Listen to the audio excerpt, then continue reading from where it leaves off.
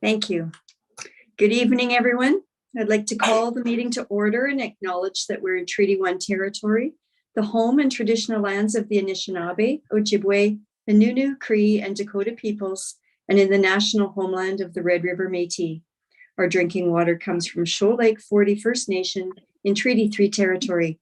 My name is Lynn Nesbitt. I'll be chairing the panel today. Joining me on the panel are Tracy Anderson and Adila Del Oro. Our secretary to the board is Belen Rojo, and our assessor is Kem Wong. We'll be hearing applications for revision of the assessment roll in accordance with the Municipal Assessment Act. The matters for which revision is requested have been described in each application, and we will limit discussion to those matters. The statements that are made at this hearing are sworn testimony, and anyone speaking to the matters must be sworn in. Be advised that comparisons of assessments of properties are not considered evidence of market value by the Board of Revision. The Board of Revision is appointed annually by Council and is independent of it and the City Administration. It makes its decisions on the basis of the evidence provided at this hearing and issues a written order that will be mailed to all parties as soon as possible. Please note that the Board's decisions with respect to an application may be appealed to the Manitoba Municipal Board if the matter pertains to assessed value or classification, or to the Court of King's Bench if the matter pertains to the application of exemptions from taxation. Should you wish to appeal, information on how to do so will be included with the board's order. With respect to the hearing process, I'll confirm the points of appeal with your property to be addressed with each applicant following the swearing in. We will then have the assessor's testimony, followed by questions that the applicant may have, and then the applicant's testimony followed by questions. Each side will have an opportunity to summarize if they wish. Once all of the evidence about an application has been brought forward, the applicant may leave. The process will repeat for each item on the docket today. The session will close after all the applications have been heard, and the board will deliberate in private and make its decisions. You will receive the board's decision by registered mail as soon as possible. As information, all public hearings are live streamed, recorded, and will be part of the public record. We'll be hearing items 1 through 6 on our docket today. Ms. Rojo, please affirm the assessors and the applicant's testimony. Mr. Assessor, please state your full name. Kem Wong. And you affirm the evidence you're about to present at this hearing is the truth, the whole truth, and nothing but the truth? I do. Thank you. Mr. Applicant, please state your full name. Henry DuPont. And do you affirm the evidence you're about to present at this hearing is the truth, the whole truth, and nothing but the truth? Yes, I do. Thank you. Thank you, and welcome, Mr. DuPont and Mr. Wong. The first item on our agenda is 444 Kennedy Street. Before we begin, Mr. DuPont, can I confirm that the appeal is with respect to assessed value? I think that's all there is. I have to check.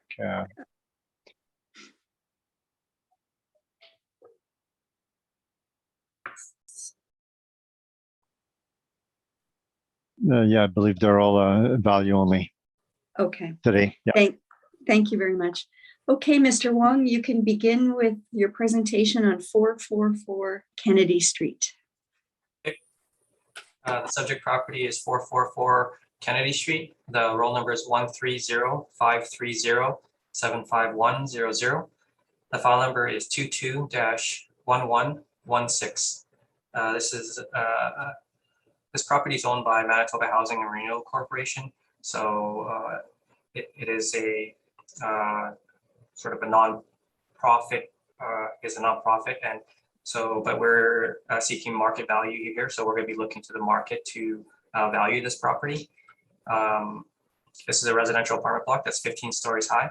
It was built in 1972, and it has 142 suites with 15 outdoor parking stalls. On page 3 is a picture of the subject property with its location.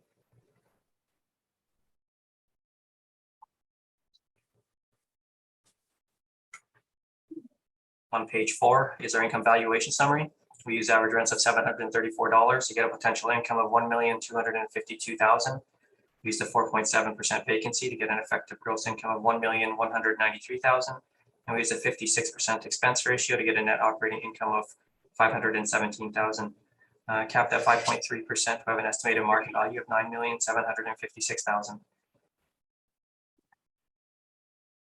On page 5 are some rent comparables showing that the rents we've used are in line with what's in the market and probably a little bit lower than market.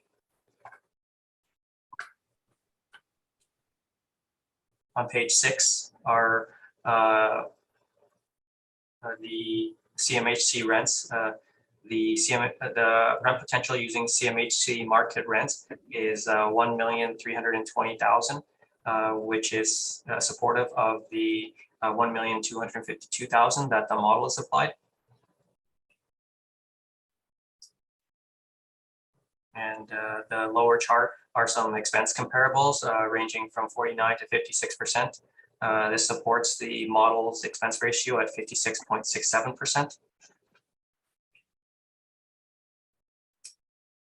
On page 7 and 8 is information on how we derived our cap rates with some cap rate sales that range from 3.6 to 5.74%.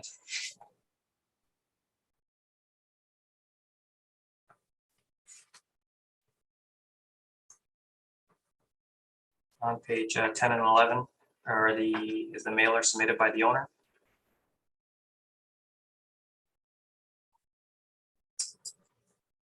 On page 12 are the CMHC market rents that were used to calculate the rent potential.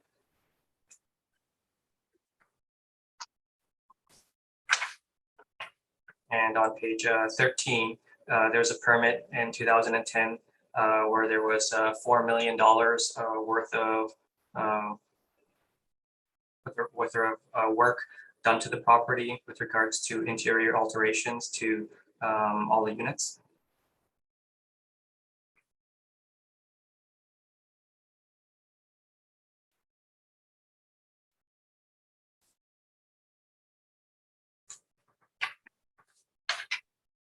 So there was a decent amount of work done to it. And you can see in the description of the permit that they removed some partition walls, created a rec room, exercise room, storage room, lobby. They also replaced all the fixtures in each of the suites and replaced the cabinetry. And replaced the wood fencing around the parking lot.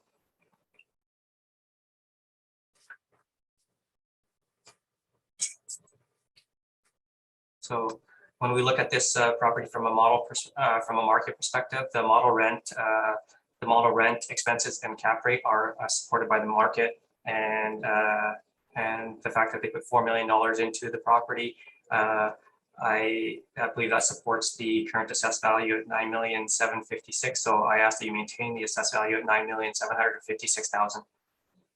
Thank you, Mr. Wong. Mr. Dupont, do you have any questions of Mr. Wong's evidence? Yes, the building permit that was in 2010. Is that correct? Yes. So a lot of these flooring and appliances would be outdated by now, 10 years later. Potentially. Cap rates. Do you have any cap rate comparables for 1972 high rise like the subject? Just what's on my page 8. You have no high rise there. Nothing above 4 stories. So the effective age, you got the last one, well, second last one, 1972, 5.5%. Are you allowing any extra on the cap rate premium for the fact that a lot of bachelors or social housing, anything to that effect? No, and I don't believe it's warranted, just because some of the appraisals that I've seen for housing properties, the cap rates are actually about 3.5 to 5%. So I don't believe any adjustment is necessary. Do you have these appraisals as evidence here today? No, but If you'd like, I can present it. No, it was not presented before. And appraisals are not allowed as evidence unless that appraiser is here to testify. So that would not be admissible anyways. So your cap rates that you have, do you have any backup data or any calculations of these cap rates? Only what's on page 8. So you got basically a quarter of a page. That's what you have for your cap rate analysis. Yes. That's all questions I have. Thank you, Mr. Dupont.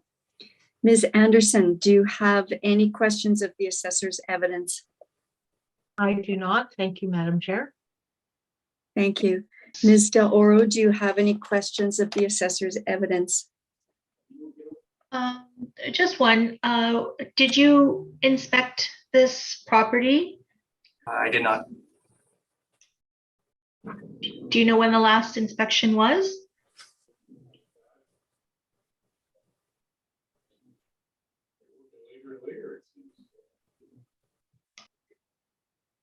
I think it might have been sometime in 2012. Okay, thank you. That's all I have. Thank you. Mr. Wong, I do have questions about your cap rate also. I notice you use a 5.3, which is, well, it's somewhat in the middle. Well, there's no cap rate difference between high rise, low rise. What is the difference between an A and a B? I guess in our case, there is no difference from the model's perspective. Okay. So in terms of, I'm just looking at your cap rate evidence that you present for Colliers, CBRE, and Cushman Wakefield. Can you just describe to us how your cap rate fits within those ranges, please?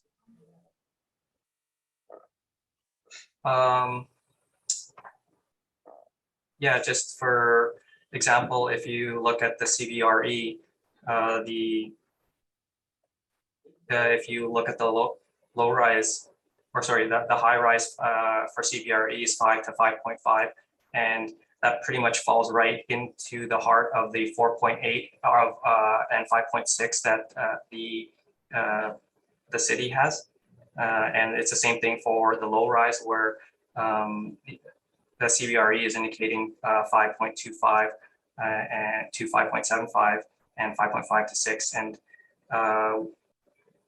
we are indicating 4.8 to 5.6. So they might not be exactly the same, but we are within the we are similar. Okay, so your cap rate that you're using is 5.3. The age is 1972. What sort of factors go into determining the cap rate? Is it simply age, or are there other factors involved? I actually don't know for 100% sure, but I know that the age, location, and I think the size of the building plays a part in the cap rate. Okay, and in terms of the location of this building, is it what you would consider a good location, a poor location? What would it be? I would say medium, slightly challenging. Okay, and just going back to your map, I can't really tell actually from this map whereabouts it is. It's pretty zoomed in on page 3. Yeah, so, it is in the downtown area. What are the cross streets?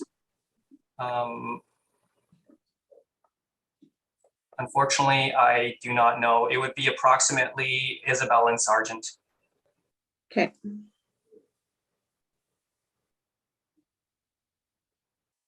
Is that an area, you know, there's different market areas that the city uses.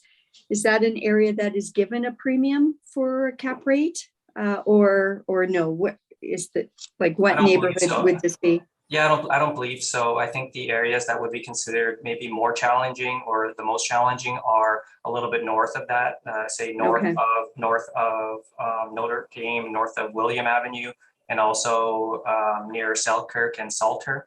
those would be the areas that I think we have a higher cap rate on. Okay. Okay, thank you, Mr. Wong. I have no additional questions. So, Mr. Dupont, when you're ready with your presentation, please. Okay, so the only thing I dispute is the cap rate. So Okay. we agree with the assessor's rent and expenses. So it's a Okay. cap rate argument. So we're going to look at the factors that would affect the cap rate. So the first page shows the suites. There's 116 bachelors out of 142. So that right there is a negative factor. You'll see the photo. You'll see some of the open windows. And the next photo is a close-up. There's a lot of open windows that would indicate there's no air conditioning. Now, the maps, our maps are page 8. We have the overhead aerial photo, page 8. And then we have the map, which is a bit closer, gives the streets. So it's right at the corner of Sargent and Kennedy. So it's north of Ellis, so it's deemed an inferior area. The assessor, I believe, does not give a cap rate premium except if you were in the north end, which likely starts around Williams, not far from here. But it's certainly not a downtown area. It's an inferior area. Now the cap rate section, we can go next part, page 14. So the cap rates from our cap rate study for this age group, 60 to 79, 6 stories plus, is 5.5%. That's what we have for our cap rates for that age group. And our cap rates for 23 are exactly the same cap rate as what we settled with the assessor for 2020 at the municipal board. And then we have the specific factor to look at this. So it's condition quality is social housing. So it would have budget finishes. Parking is inferior. It's got only 11%. Suite size are small. The gross floor area, 578 square feet per suite. That's including the corridors. So after you remove the corridors, it would be quite small. Suite mix is inferior because 82% bachelors, 25% one bedroom, and 1% two bedroom. Building amenities, no EC to start with, no amenities. So we give it a premium, a 0.5% premium due to negative factors. Now I don't show location there, but location is, as Kim said, challenging. So it's another factor to put in there. Then we can go to page 16, which is our spreadsheet for the income approach. And that gives some of the factors on top of the page. We were built 1972 stories. The gross floor area is 82,000. That comes from the assessor's data that they have online. And it shows the parking, outdoor parking, 15 stalls, that's 11%. So the gross floor area, 578 square feet. So the factors are shown on top in red. Negative factors it has. Then we have the calculation. So line 33, we agree with the assessor's net income of 517,000. And when we apply a cap rate of 6%, that comes to a value of 8,618,000. Appendix, we have a section on capitalization rates for affordable housing, some quotes from the appraisal manual saying that social housing should have higher cap rate. Then we have decisions from the municipal board saying giving a higher cap rate for social housing. And it's been a practice to give a higher cap rate for social housing. And when it comes to negotiation, the municipal board, the assessor will consider giving a higher premium for social housing. So aside from my cap rate report, which I want to give separately, That's all I have. So page 29 shows the square footage where I got that, and it would be in the assessor's report also. So that's my report. Thank you. Okay, and you, just before we go to questions, you do have your cap rate study, the Altus cap rate study that you want to present as well. Yes. Would you like to do that now? It's up to you. We can, maybe it's easier to have questions now and then questions on the cap rate later, or Well, I think we could do it now, and then I appreciate that you'd want that cap rate study to apply to probably your whole docket. So that's right. Yes. Yeah. and so that's fine. I think while we're talking about cap rate now, maybe it's best for you to present that as part of your main evidence. Yes. Yeah. Because that's the only thing I'm disputing. It's a good idea. Okay.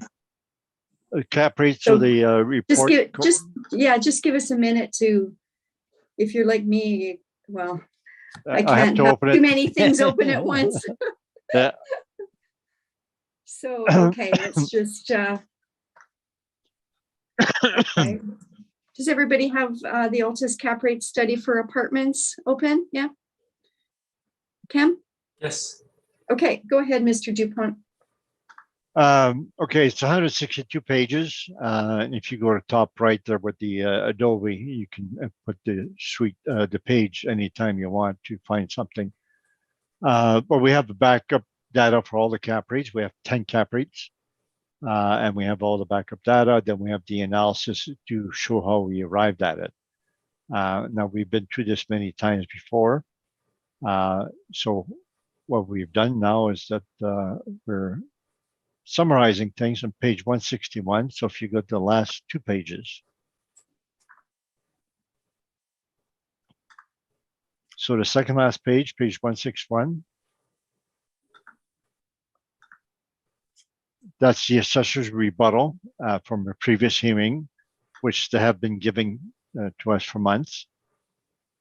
And so they show the city of Winnipeg cap rates in green, and just to the left of it is Altus cap rate. So this the calculations for each individual property. So the first one's a newer property. I don't think will apply here today. But the city's got 4.79, we got 5.59. The other cap rate, so the next one, Corden, we calculate 5.73 and the assessor is 5.74. So we're in virtual agreement. And Maryland, 5.66 for us, 5.5 for the assessor. So that the assessor recalculated the way they would do with the cap rate. Then they show another 3 cap rates that they have. So we have some cap rates that overlap. So we both have McPhillips, Corden, and Maryland, I believe. The last page is a reconciliation of the assessor's calculations, recalculations of our cap rate. And what we have as our cap rate, our final cap rate for each age group. So the first 4 are for newer properties because they're built after 2006. We have a cap rate 5.25, sorry. And we have cap rates that vary though. So there's a bit of a difference with the assessor. But after that, to some line side, the assessor's got 6.1, but they still supports our position of 5.5, the last column. And all the rest support our position except for 215 La Vérendrye. They have 5.01, we have 5.74. The main disagreement on that's the repair maintenance. The assessor went with the actual repair maintenance over 3 years, and we adjusted because the sale pro forma said that the repair maintenance included renovations in the past, including storm doors and leaf stops, etc. So we went less than actual repair maintenance to remove the capital expenditures. So it suggests that the assessor using 5.01 is incorrect. You have to adjust the repair maintenance somewhat. So the next one's Balmoral in Maryland. The assessor's virtual agreement are close to us, and it basically agrees with our calculations of cap rate. So neither of us have a cap rate for pre-1946. But I suggest with this reconciliation that the assessor and us, not their model will come all sorts of cap rates, but the calculations of cap rate comparables that the assessor and Altus are virtual agreement for any property built 1946 to 1999. And above 1999 on newer properties, we have a difference where we argue, but the rest were in virtual agreement. So that's my report on cap rate. I also have a rebuttal report. Okay, well, let's get through questions first and then we'll get to rebuttal. Okay. Okay. Mr. Wong, do you have any questions of Mr. DuPont's evidence? Yes. I guess on your page 14. And you're talking about the main brief? Yes. Okay. I guess you're making an adjustment to your cap rate of 5.5% based off of some negative factors. Is that correct? Yes. Yeah. And so negative factors such as maybe not the perfect parking or parking stall amount or suite size. These adjustments, it kind of implies that your cap rate comparables have the perfect stall count and have the perfect suite mix and have the perfect building amenities. Do your cap rate properties have the perfect parking stalls and suite sizes? We never said perfect. We said this is below average.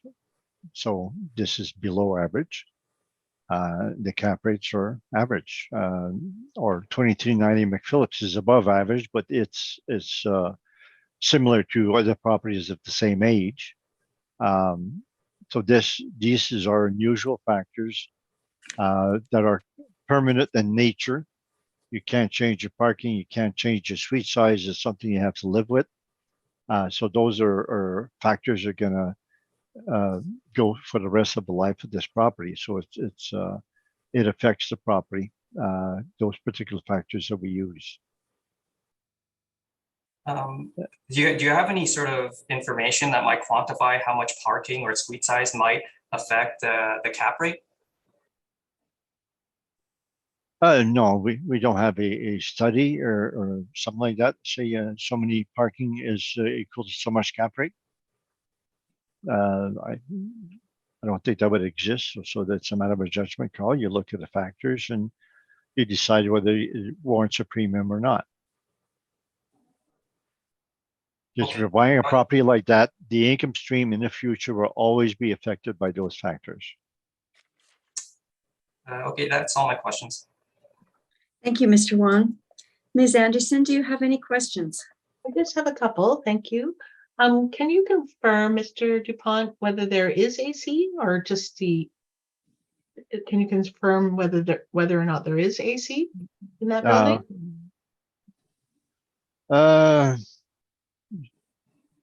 I usually check the questionnaires also. The questionnaires, there's one on page 32.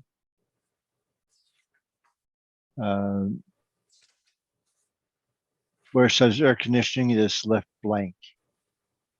So that's not really a confirmation, or we don't? Well, if they check central AC, then it would be. If they check wall AC, there would be. And the assessor does not ask for a section to check when there is no AC. I see. Okay. So I would say the questionnaires do support the fact that the windows are open. You rarely see that in apartments, except for properties that don't have AC. Interesting. Okay. Question 2. Your comments on page 14 say that there are no amenities. However, on the permit, there's a common room and there's quite a few amenities. So how those two things kind of work together? Because it looks like we have, a rec room, an exercise room, a storage room, a lobby lounge, mail room, etc., and washrooms. So that seems like some amenities. So could you just maybe explain to me what no amenities means to you, and how that comes into play with the reduction of desirability, I guess, of the building? Yeah, that's right. I didn't know about this building permit, and so they would have some common rooms. Private apartments would have amenities like maybe like a pool or a rooftop patio or other things like that, and they don't have that, but they would have some common rooms as you stated. Yes. Okay, thank you. And my last question is more for information's sake than anything.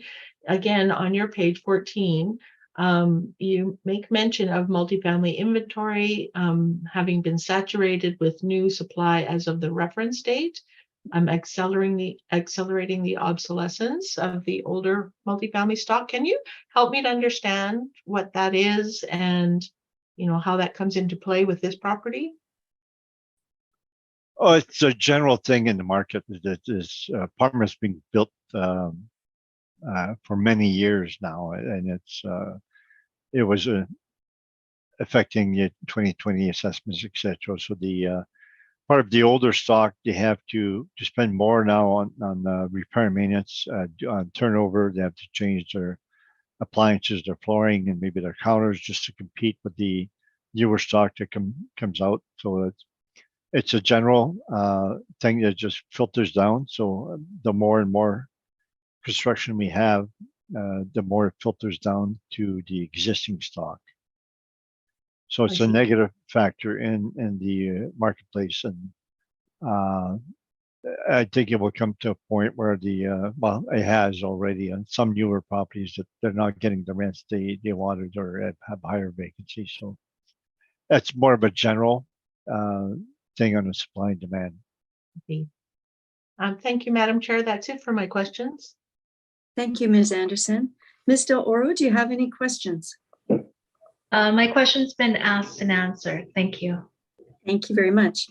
Mr. Dupont, just following up on a question asked about supply and demand and the multifamily inventory.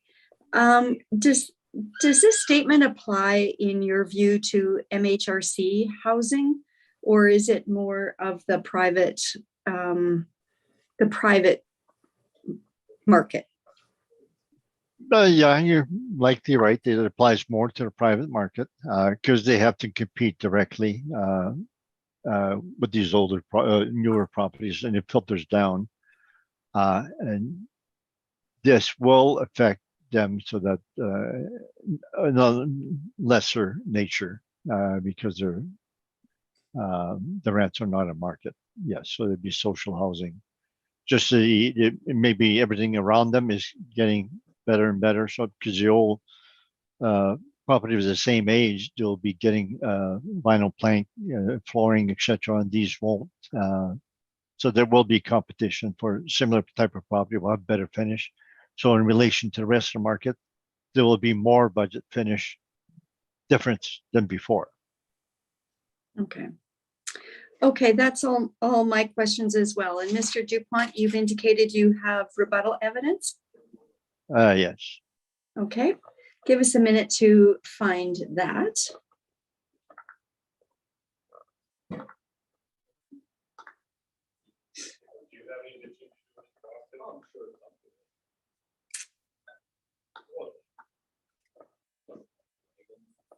Okay, I have it open. Does everybody else have it with them? Okay, Mr. Dupont, go ahead. I'm sorry. Was this given to us or? Yes, it has already been distributed. Okay. What is it called? Because I don't have it in my list. I think it's like the second from the bottom. It's You towards may the have to bottom. refresh your page.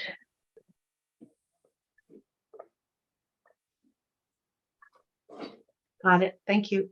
Does it have to be sent to me or do I have it? Yeah, I sent it by email.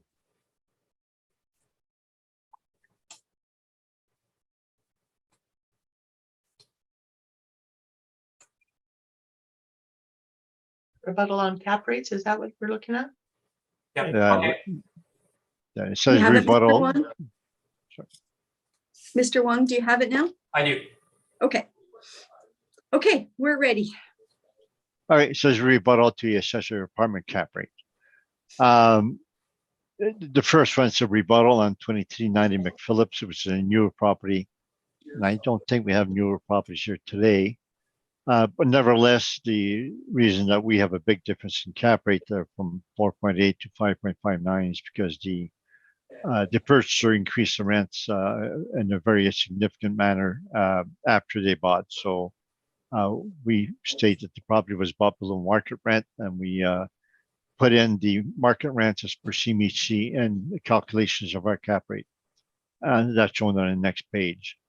Then if you go to page 4, that's rebuttal on 2 other cap rates that the assessor has. 700 St. Mary's, we state that we have a letter from D7, the property manager. It says that the property was bought with intention to renovate. Purchaser was a first-time buyer. Property was in rough shape with previous owner doing nothing for repair. That was the word of D7. So I would suggest that if the assessor did present the background and the calculations on that cap rate, you would see it would have low rents and low repair maintenance. So that it's unusual cap rate, and the assessor's got a very low amount, mainly because the purchaser was intended to renovate, so was not relying on the existing income stream. And we have decisions also in the appendix from the municipal board saying it was improper to use cap rates when the purchaser intends to renovate. There is some wording to the effect that the renovation or intended renovations should be significant, and the assessor has made some points in that regards. Nevertheless, if the buyer is not buying based on the existing income stream, we should be throwing out those cap rate. The next one, 32 Arden. The advertising after purchase indicate the property was renovated, indicating intention to renovate also. Also, there's laundry missing for 2018. They had laundry income for 2016, 2017, but missing the year before the sale. We contacted the vendor. He advised that they were collecting the laundry directly, and that's why the property manager did not have it. Sussex did not report it on their statements. So the assessor's cap rate calculations has some income missing. And I have the background information, it's a 42 page, so he's got all the background information, but nevertheless, it's a rebuttal on those 3 cap rates, and that's all I want to say. Thank you. Thank you, Mr. Dupont. Mr. Wong, do you have any questions of the rebuttal evidence? Well, you probably talked about your head until they realized that stuff was on the board. No questions. Thank you, Mr. Wong. Ms. Anderson, do you have any questions of the rebuttal evidence? No questions. Thank you. Thank you. Ms. Del Oro, any questions? Nothing. Thank you. Thank you. And Mr. Dupont, I do not have any questions either. Mr. Wong, do you have rebuttal evidence? Yes. Okay, let us just take a minute to find it, please.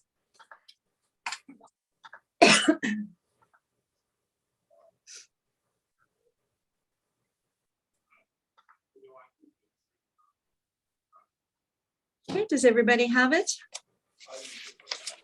I just sent it by email to Mr. Dupont, so it may take a moment. Okay, we'll give him a minute. Well, I think he's seen this before, so. It's the same one? Yeah. Okay. Okay. We'll still make sure you have it in front of you. Don't have it yet. Go ahead. Yeah, if it's the same one as before, it would be in my direct evidence on the cap rate. My page is 149, and that I should be able to follow from there. Okay, then go ahead, Mr. Wong. Yeah. Is there, if you look on page 2, that would be the summary page with regards to I guess what we're rebutting, we're saying like actually for 2390 McPhillips, actually Altus is indicating a cap rate of 5.59%. I have 5% there, but it's 5.59, and we calculated a cap rate of 4.79. On page 3 is our stabilization for 2390 McPhillips, and the main difference between what Altus has done and what we've done is like we've used their actual income to calculate their net operating income, and whereas they've used an estimated market rent to calculate their income.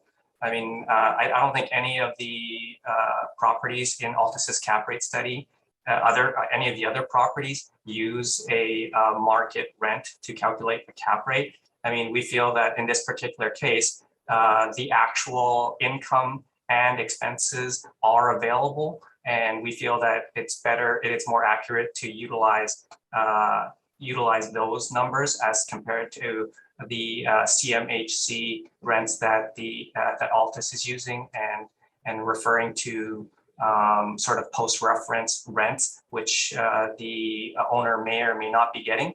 And so we feel that our analysis of the cap rate for 2390 McPhillips is more accurate.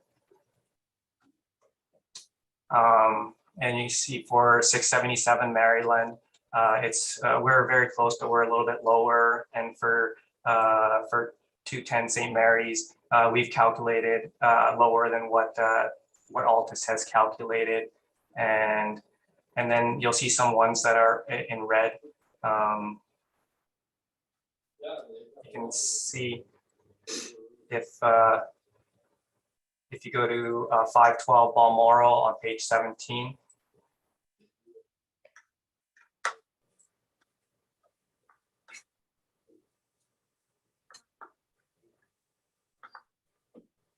Said that on line 32 of their sales questionnaire, the purchaser indicated that the purchase price was not based on the net operating income, and so it is not usable.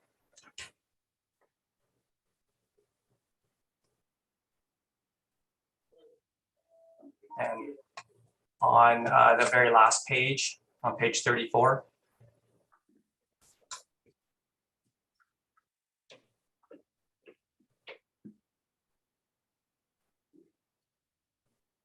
the 5.59 that was calculated was there was no available income and expenses prior to the sale date in 2016, so there's no actual data to conduct the analysis. In this particular case, it's I would say it's almost purely a estimate as to what the cap rate might be for this property. But also, like when I reviewed this property and I looked at the income and expense information after the year after the sale, the cap rate was below 5%. And so that's what I've seen with this property. But with regards to what Altus has calculated, it is you can see that their expenses are they're pretty bare in terms of, and they're there's really not much there. So that's why we're saying that maybe the 5.59 that Altus has calculated is unusable, but that's pretty much the summary of our rebuttal is on our page 2. Thank you, Mr. Wong. Mr. Dupont, do you have any questions? Did you determine what 2390 McPhillips, whether the rents were at market? Did you do that particular exercise? We deemed what they were collecting to be market, and that's the information that was known at the time of the sale. And they were getting like $1,200 for new apartments, and virtually all new apartment blocks that you assess, you're assessing at $1,500 to $1,800. So did not the actual rent scream at you saying they're way too low? We didn't, when I look at the cap rates, like a sub 5 cap rate is very, in my view, it's more, it is market. And like I said, when I look at appraisals, that's typically what they come in at. The only time that I've seen cap rates as high as they are is from applicants appealing their assessment. That's the only time that I've seen cap rates that are that high. Yeah, you're referring to things not given as evidence, so I would suggest that that's all the questions I would ask. Thank you, Mr. Dupont. Ms. Anderson, do you have any questions of the assessor's rebuttal evidence? I do not. Thank you, Madam Chair. Thank you. Ms. Del Oro? I do not either. Thank you. Thank you, and I do not either. Mr. Wong, is there a desire for summation? No, thank you. Mr. Dupont? No, thank you. Okay, thank you. That concludes item number 1 on our agenda. Item number 2 on our agenda is 26 Hargrave Street. I'll just give people a minute to get there.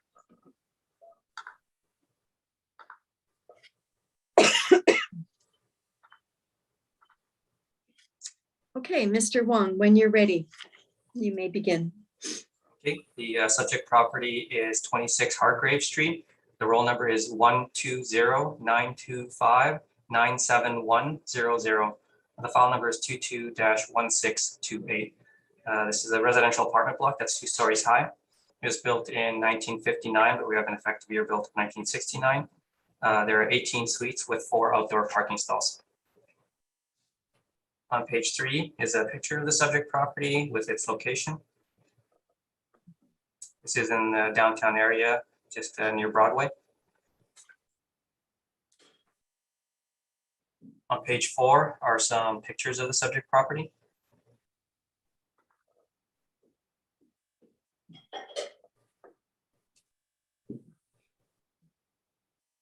This property was purchased in 2011 and subsequently renovated after that. On page 5 is our income valuation summary. We use average rents of $813 to get a potential income of $175,000. We use a 4.7% vacancy to get an effective gross income of $167,000. And we used a 45% expense ratio to get a net operating income of $90,000. Capped at 4.95%, we have an estimated market value of $1,833,000. On page 6 are some rent comparables showing that the rents we've used are in line with what's in the market.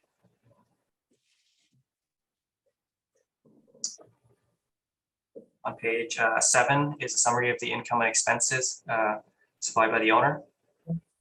You can see their income in 2020 is $170,000, and that includes a vacancy of 9.25%. So if the vacancy was lower, their income would be higher than $170,000. And it's which would very much be in line with what the model is at in terms of it at about $175,000. But what is I would say abnormally high is their expenses at $158,000.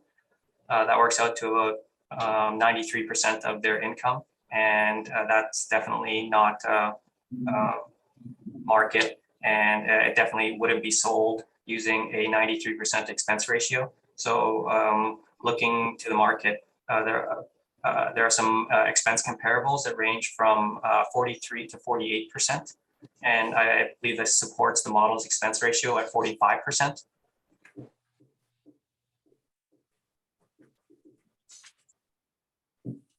On page 8 and 9 is information on how we derived our cap rates and some cap rate sales that range from 3.6 to 5.74%.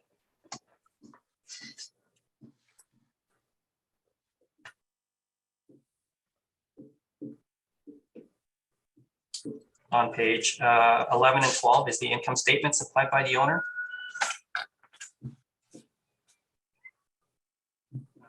If I can get you to look to page 13.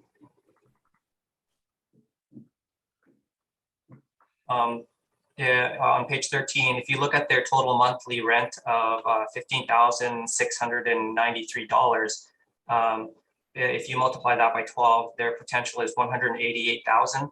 And this supports the model's potential at 175,000.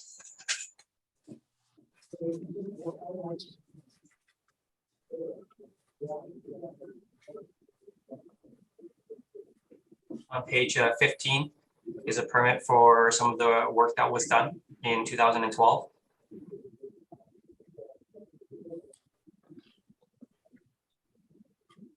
So you can see that there are interior renovations to the 18 suites.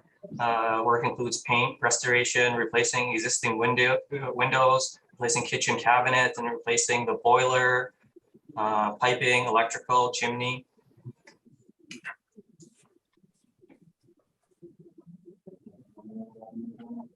And on page 16 would be a listing for the property at the time. So the list price is $3,335,000. This would be for 26 and 45 Hargrave. If you look at the areas, they're similar in size, but 26 Hargrave is slightly bigger.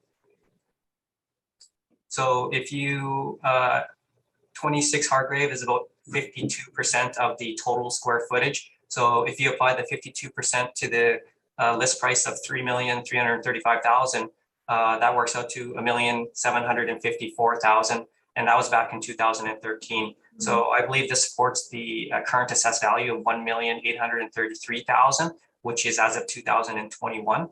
So yeah, the sales information from when it was sold, it supports the assessed value. So in this case, like the model rent is supported by the market, and it's supported by their rent roll. The cap rate and the expenses are supported by the market. And like I said, the 2013 listing, $1,755,000. It supports the current assessment at $1,833,000. So I ask that you maintain the assessed value at $1,833,000. Thank you, Mr. Wong. Mr. Dupont, do you have any questions? Yes, this listing, you have the actual sale price instead of a listing? No. Your page 7, where you have some comparables for the expense ratio. How did you arrive at those expense ratios? Taking the income divided by, or sorry, their expenses divided by their total income. How do you arrive at the expenses? Actual expenses or stabilized expense? The actual expenses for 1 year. Oh, just the 1 year? Okay. And did you stabilize that those expenses? No. So if you don't stabilize, would it not be inaccurate or unreliable? They seem normal to me.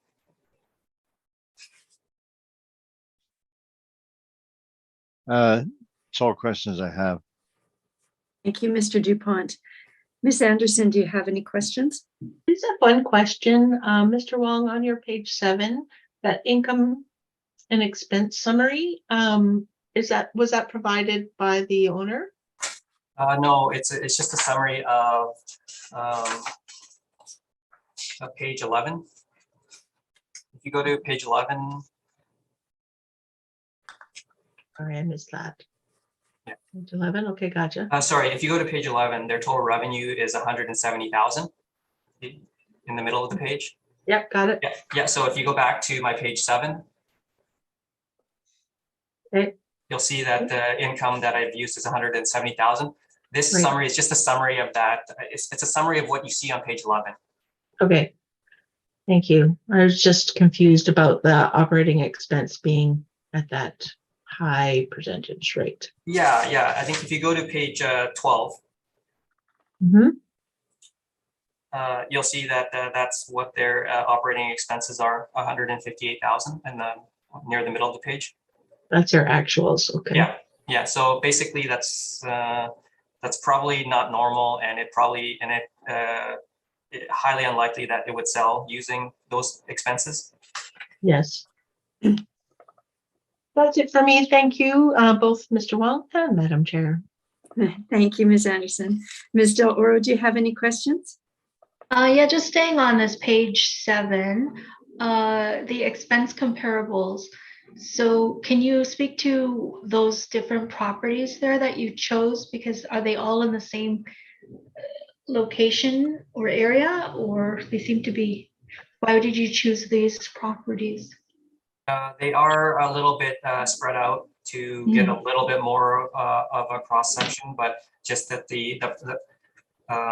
they're selected just because they're similar in age.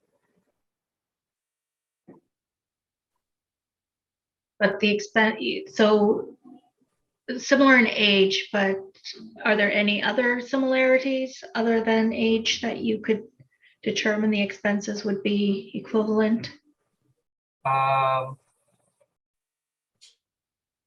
No, just in this case, it would be the age.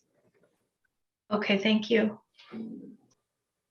Okay, and my question is with respect to cap rate. This is a fairly low cap rate. It's quite low in relation to your table on page 8. Can you explain why the model has given this a 4.95 cap rate? It's an older property, so it can't be age. So I am trying to understand the cap rate given the age of the property. Yeah, it is on the lower end of the 80th percentile, but it is within the majority of the cap rates that we've applied, and it is within the range of the cap rate sales on my page 9. So are there specific qualities to this property that would drive this cap rate?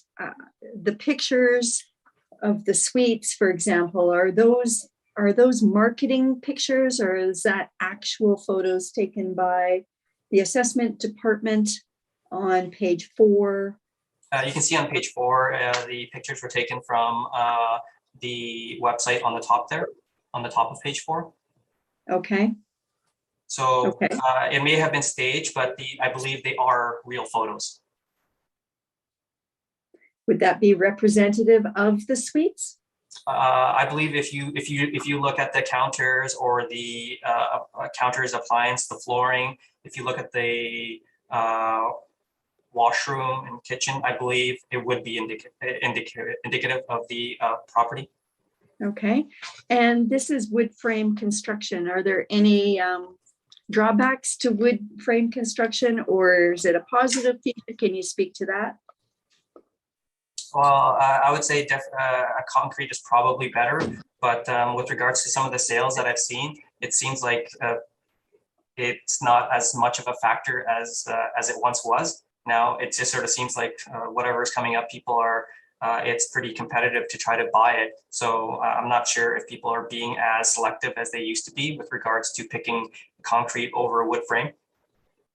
Okay, and can you speak to the location? Is this a good location, not a good location in your view? I believe it's a good location. Can you tell me why? It's close. I mean, it's in downtown. It's close to Osborne Village, and I guess that's just my view of in terms of the desirability of the area. And does the model make a distinction in terms of location for cap rate? I believe it does, but I'm not sure. Okay, so you don't know if this is lumped with the broader downtown or the specific area of the downtown? No, I definitely don't know that. Okay, thank you. All right, that's all my questions. Mr. Dupont, when you're ready with your evidence, please. All right. Page 1, you see the photo. Then we have a photo in the back showing the parking. The exterior, it appears to have been reclad. I think we should just go in the appendix. The page 20. So that's the ad they have. That's what they're offering. And then it was renovated. Open concept suite featuring laminate flooring, renovated kitchens, and stainless steel appliances. It is a wood frame, so at page 23, so the assessor's building details is wood frame. And the late 90s or even the late 80s, when you start to build wood frame apartments again, they would have the floors would either be a concrete overlay or they have a big beam so that to avoid the creaky floor. So anything that's built prior to that would likely have a creaky floor. Whenever I would inspect with an assessor, I would always make noise and say, "Did you hear this?" Because they all make noise. So that was the main thing I would do when I'm inspecting an assessor. I always point towards the negatives. The financials starting on page 26. If you look page 26 under salaries, you'll see 24,206. I don't know if you saw that. Yep. The two buildings are the same owners and they share a caretaker. So the salaries on this one is 24,000, and I'll have the salaries on 45 Hargrave, and it will show about 2,000. Then if you go a bit further down, the next page 27, under other property operating, it says taxes 39,000, and that is for both properties. So the caretaker is for both properties, property tax for both properties, and then we have the rent roll, and page 29 is the questionnaires for 45 Hargrave. So that's the sister property. If you go down, page 30, under operating expenses, salaries, it's not 24,000, it's 2688 at that point in time. So I take both salaries and I prorate it by the number of suites. That's how I arrive at my salary, stabilized salary. And if you look under other operating, where they had taxes for 26 Hargrave, they have absolutely nothing there. So they don't show tax as an expense. So that we have to allow for that.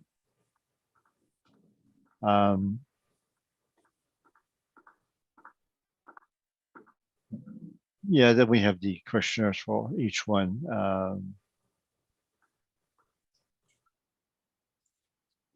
So it was renovated in 2014, and it was bought in the past. And then we have to say, well, how is it performing now? They bought it with a certain income stream at that time, and how is it doing now? And that's the important thing. So if you go to our with the maps, page 8 overhead map shown there, which is a little bit of parking in the back. And then it shows the map also. It's close to Assiniboine. That's our Hargrave close to Assiniboine, so we're closer to the river. Downtown to me is not as good location as most of the suburbs. Suburbs are a safer place to stay. So I would suggest that the downtown location is not that great of a place compared to the suburbs. So page 14, we do the calculations for the taxes. So 2020 taxes is based on the assessment times the mill rate and adding the water and sewage, so it comes to 21,000. So the financials indicated 39,000 or so, but we stabilize at 21, so the actual taxes for subject. Cap rate, so our table, our cap rate study indicates for this age group should be 5.5%. The actual age 1959. City has an effective age 1969. 2 stories. So the next page, page 15, we have the factors, the site-specific factors that may affect the cap rate. First one is that it was renovated and they issued a supplement in 2014. Parking is inferior, is only 28%. Suite size, gross floor area is only 629 square feet per suite. On the ad that they had on the right at the beginning of the appendix, it showed the square footage in that particular ad. So the bachelors were 375 square feet and the 1 bedroom 460 square feet. These are tiny, tiny rooms. So they renovated the property, but it's still very tiny. Suite mix is inferior because it's 67% bachelor, 33% 1 bedroom. He's got basement suites, so half the basement is underneath the ground. So those are usually inferior than if they're above ground. Because you don't get much of a view when you look out, you just see a sidewalk. And it's wood frame, so it's inferior construction. So we added 0.25%, well, it says 2.5%, sorry. I did not show it properly. So it's 0.25% premium due to those factors. Mainly a suite mix, very tiny suites, and virtually no parking, very little parking. So the next page, page 16, the income approach. So Ken was talking about the rents, it was in line, etc. But there was also a discount. So it's a line 2, there was discount. So they had 186,000, but they had close to 8,000 discount. Now you look at the vacancy line 4, over 10,000, 16,000, and they're 5.8 to 9.3%. There's a lot of pushback from the market on the rents that they're trying to get. So it's one thing to say we renovate this property, we buy for such and such, but once you put it on the market will decide how much it's worth by the rent they're willing to pay. So the vacancy will indicate that. So we stabilize at the 3-year average vacancy 7.4, even though it's 9.3. And you'll look at the line 1, the rent for 2018 to 2020, virtually unchanged, 181 to 186.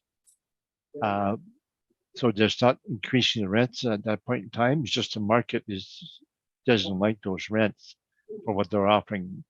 So you may have some nice renovations, but the suites are tiny. And the bad debt is relatively high also. So they had 20,000 in bad debt because it's part of the problem with renting. So because they have problems with the vacancy, they are less strict and who would qualify. And so that's all part of the market transactions. So they end up with a high amount of bad debt. So we stabilize that at a 3-year average. Then we add laundry and parking, line 13. We're virtually the same as the assessor. We're not virtually, we're 2,000 lower. So the expenses, we stabilize it for normal, and there's nothing outstanding there. Utilities relatively normal, nothing erratic there. Repair and maintenance, we do that separately.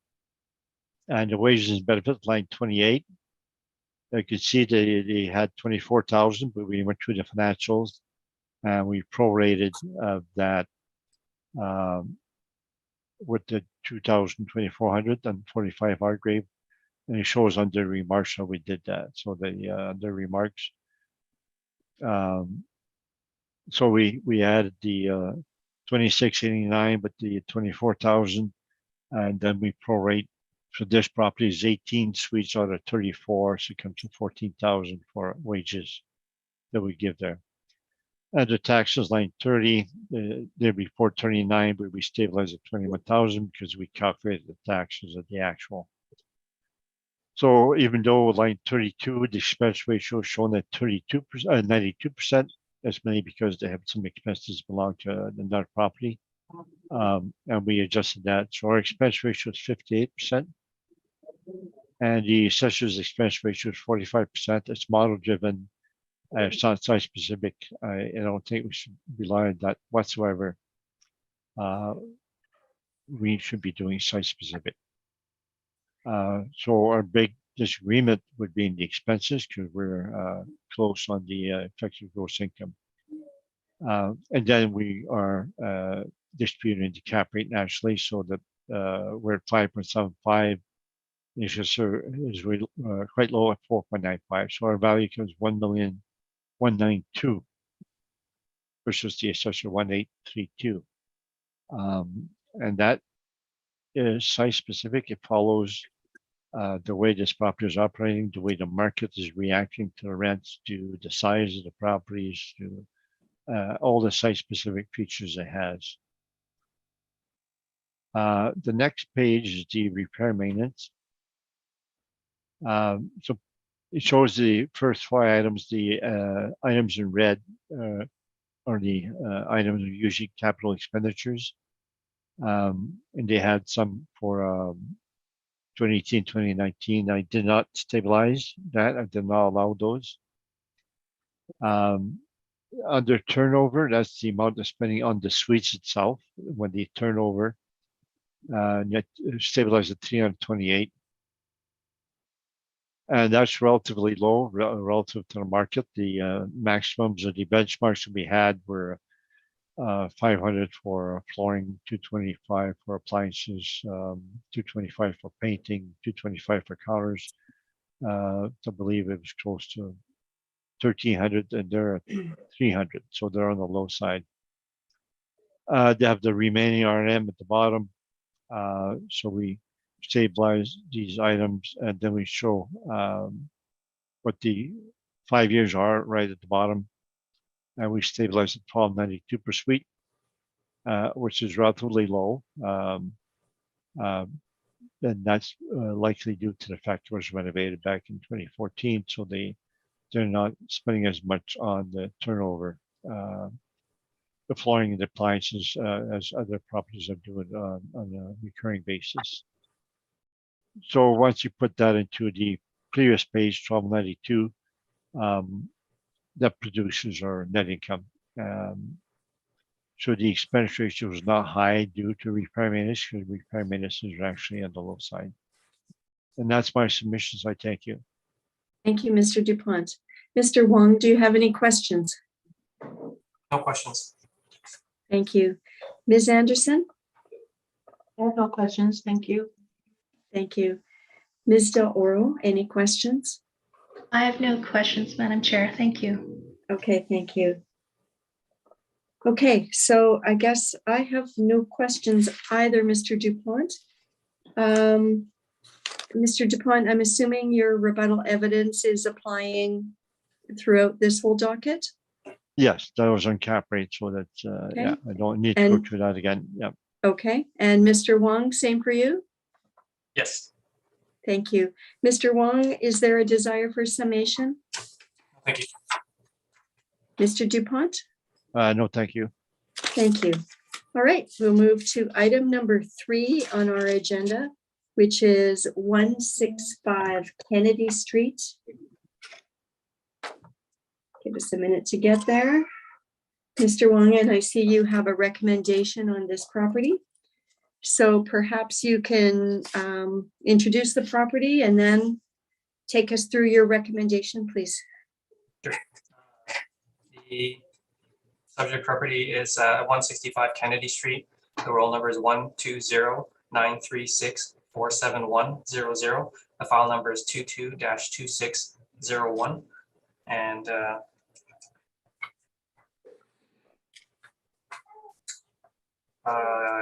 I guess I'll go through it quickly. Sure, yeah. This is a residential apartment. It's 3 stories high. It was built in 1912 and has 23 suites with 1 outdoor parking stall. On page 3 is a picture of the subject property with its location.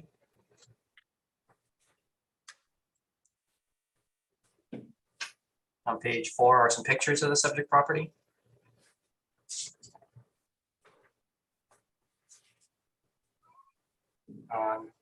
Page 5 is their income valuation summary.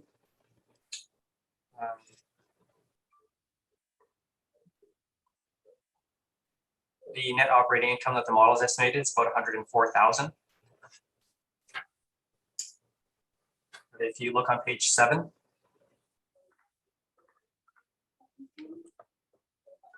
a summary of their 2020 income expenses indicates that their operating income is 95,000, which is about 9,000 lower than what the model is estimated. So my revised value is based off of a net operating income of 95,000 and with a cap rate of 5.3%.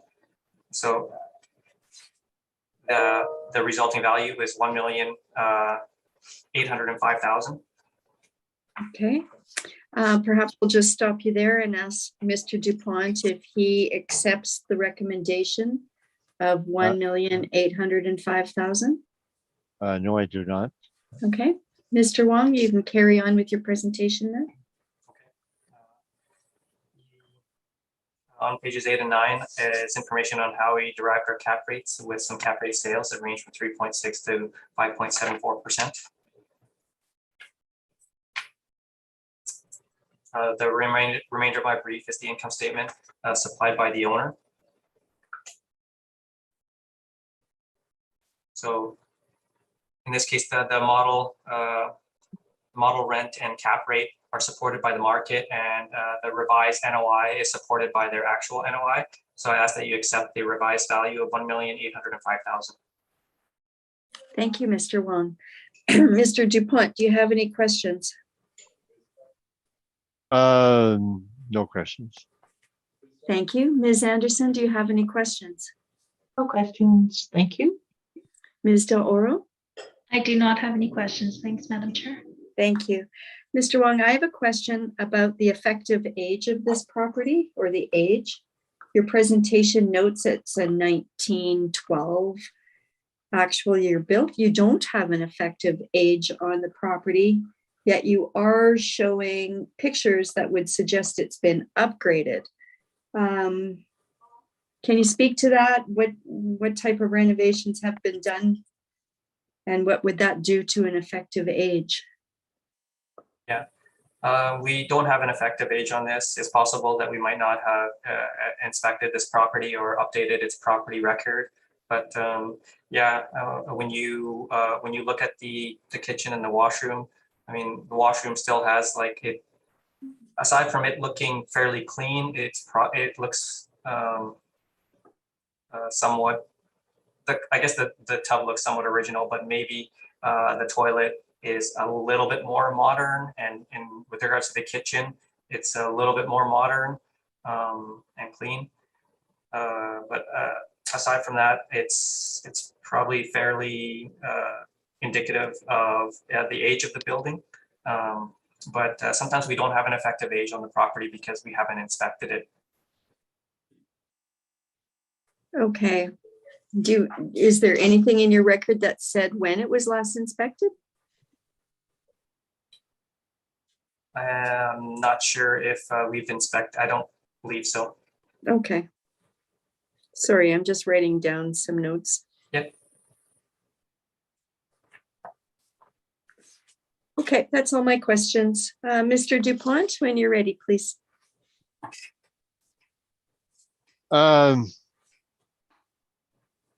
Go to my brief, page 19.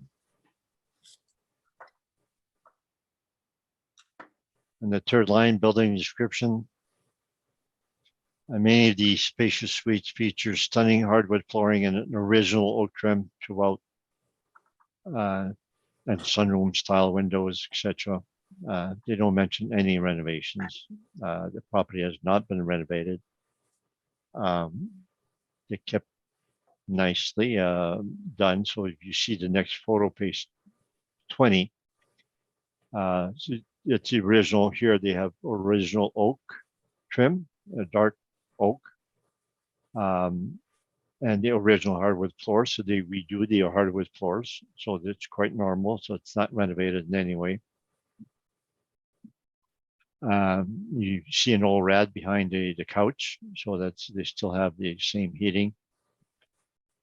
And then the next photo of the living room, pretty much the same hardwood floor.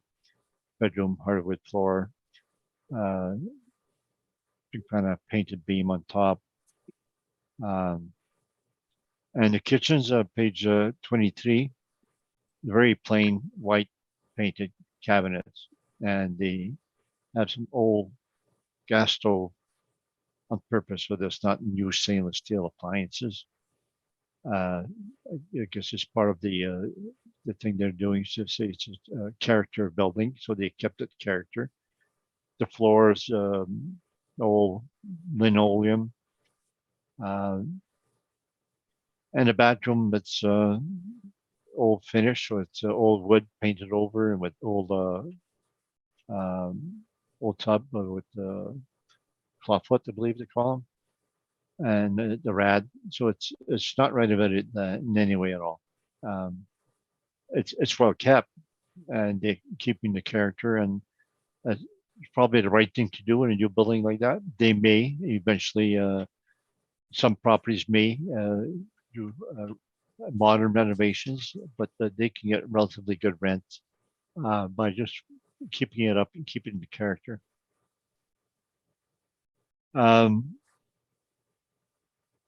So we can go to the cap rate page, or the map on page 7. The building takes the whole lot, so there's no parking. Then the Google Map shows where it is. So it's near between York and St. Mary's. Near Convention Center.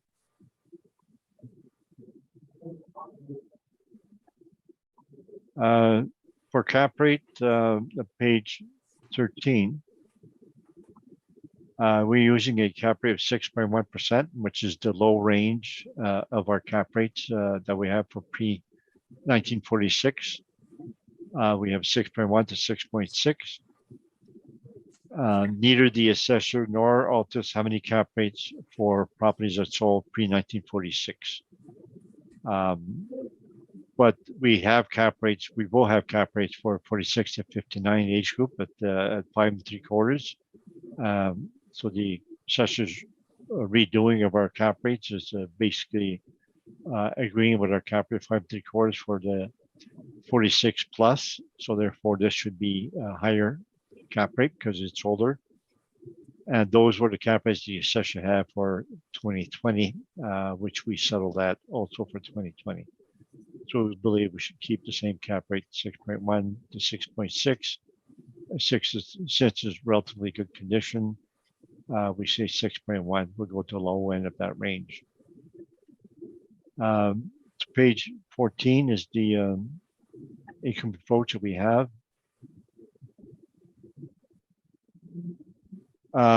So the top right, the only negative factor I see on this is it has no parking. So that's going to go follow this property. So you can't have too much high rents because people pay high rents usually have cars. So we have the, we did not have the assessor's income approach for this one. And the assessor has agreed in his recommendation to use the rents of $215,000. And if you go to the expenses line 31, 119, Cam's recommendation is based on that expenses, the last year of expenses. So Cam's NOI for recommendations 95,402, the actual net income for 2020. And ours is 91,000, we're 4,000 less. And we have the disagreement on the cap rate. Now we stabilize based on normal procedures, and we use the actual expenses for certain expenses like insurance, utilities, caretaking, and taxes. But we stabilize repair maintenance on a long-term basis. Usually 5 years is the normal to do things. Certain expenses we go 3 years. They can be erratic. professional fees and office sundry could be erratic. So normally we go 3 years.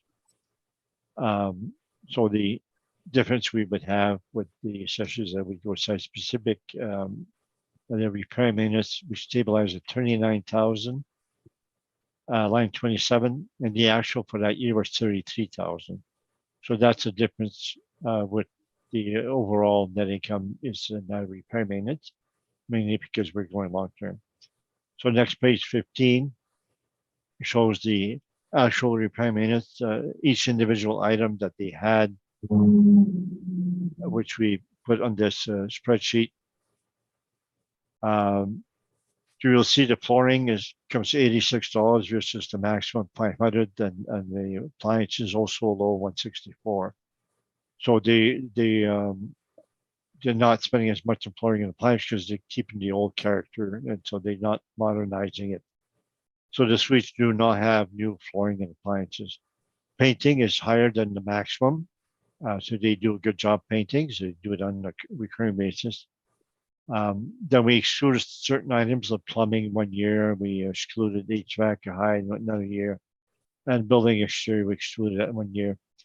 The remaining repair maintenance is 1 high year. We excluded that also. So when we do the full stabilization of all the different items over 5 years, we can 1729 for repair maintenance, and that's what we have in the previous page. And divide by the cap rate, we get the value of 1,496,000. So thank you very much. Thank you, Mr. Dupont. Mr. Wong, do you have any questions?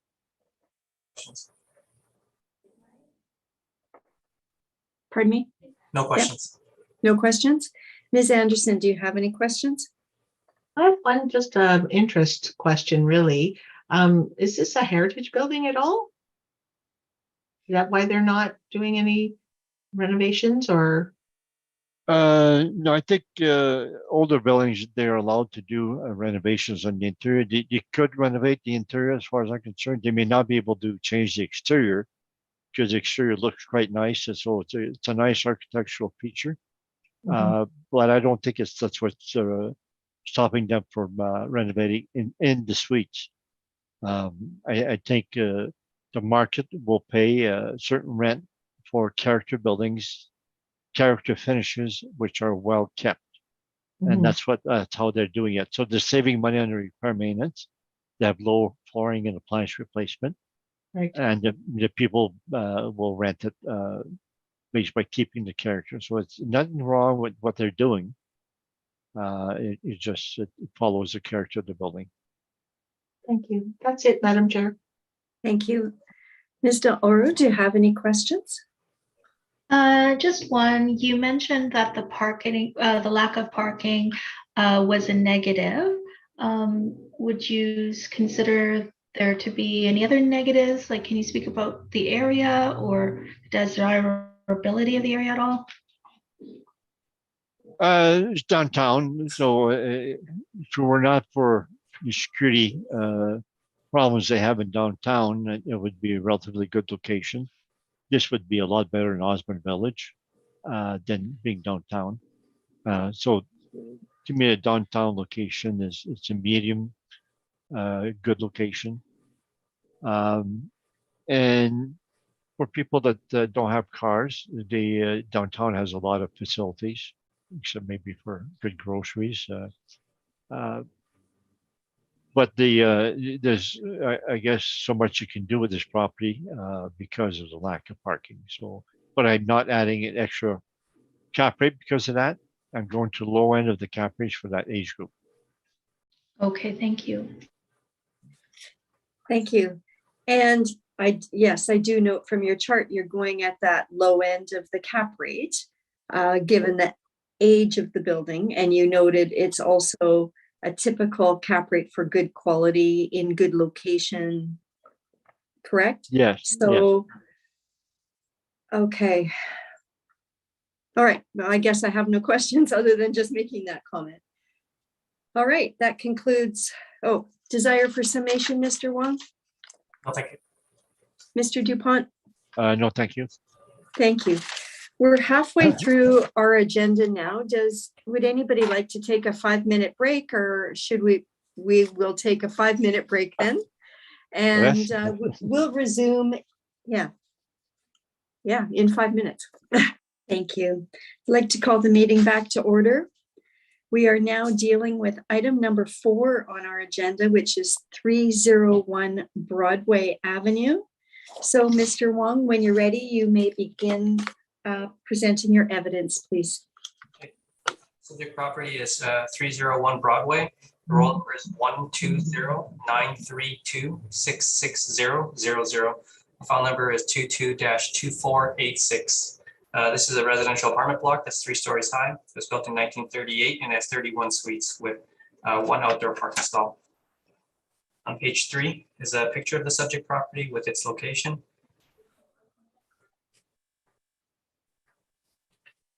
On page 4 are some interior photos.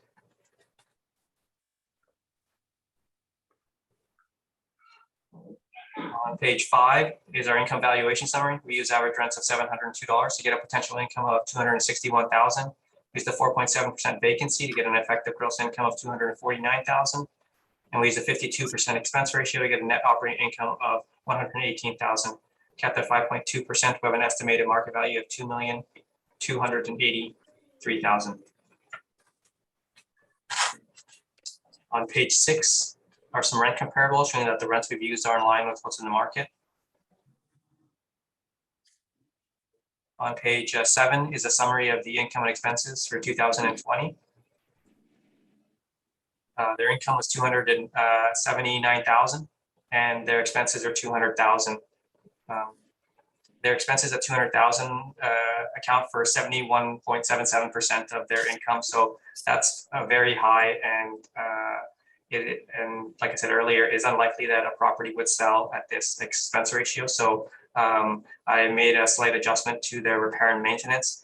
I removed the repair and maintenance of $81,000 and I put the repair and maintenance back in at $1,386 per unit. And doing that, their expenses are $161,000 and their net operating income is $117,000.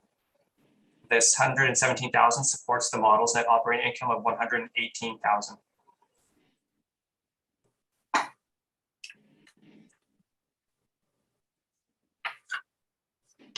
On page 8 and 9 is information on how we developed our cap rates and some cap rate sales that range from 3.6 to 5.74%. Page 11 is the income statement supplied by the owner.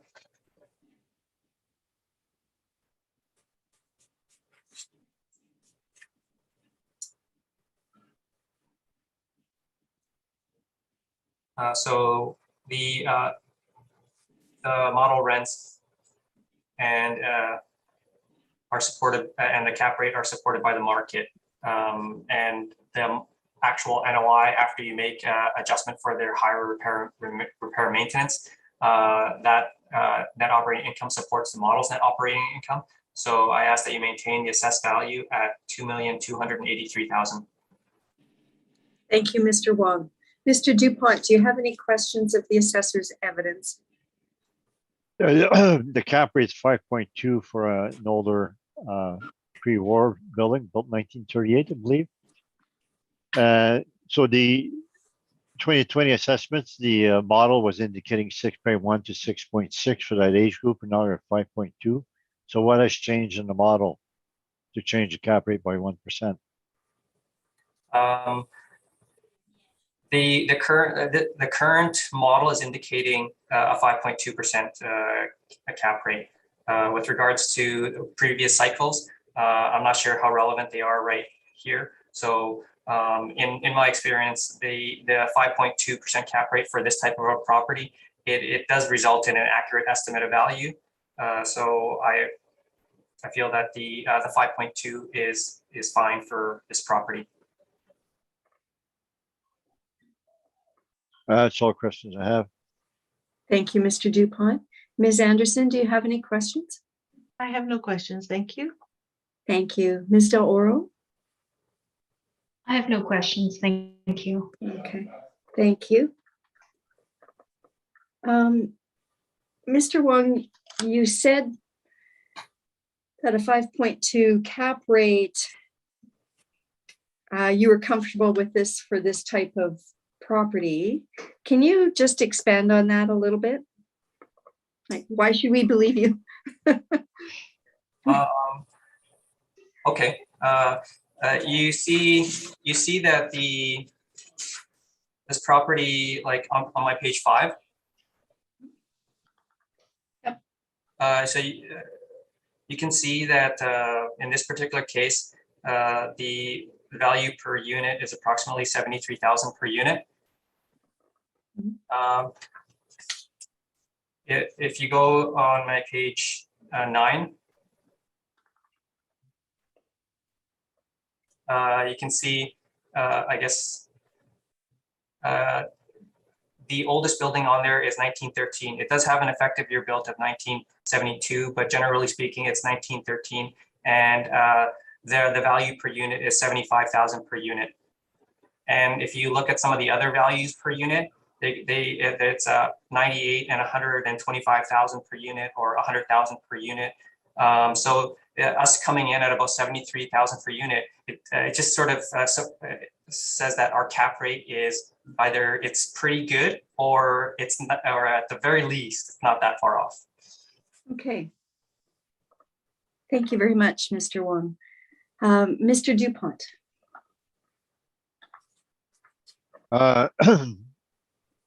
We should start with the appendix, page 19, so we know what we're looking at. The overview, they don't say anything about renovations. They don't show very much amenities. It says it has hardwood floors, fridge, laundry on site, and they have a stove. The first photo of the kitchen, so the plain white cabinets, upright counter is relatively new, but that's not modern, and no rad. The floor is an older type of floor. And the next photo of the living room shows it's a hardwood floor, so they're keeping the hardwood finish. The bedroom shows hardwood floor and all rad and have wires along the bottom there. So the electricity is not up to code. Bathroom is relatively plain there also. The old ceramic tile there, that's it's probably close to 100 years old. I shouldn't say that, no, it's very old, but it's just in good condition, I guess, to keep it there. So they're not modernizing the place, but they're taking good care of it. So we have the exterior photo, and you'll see that it's 3 stories. It doesn't have a half a basement. So it's a full 3 stories. If you go with the assessor's data,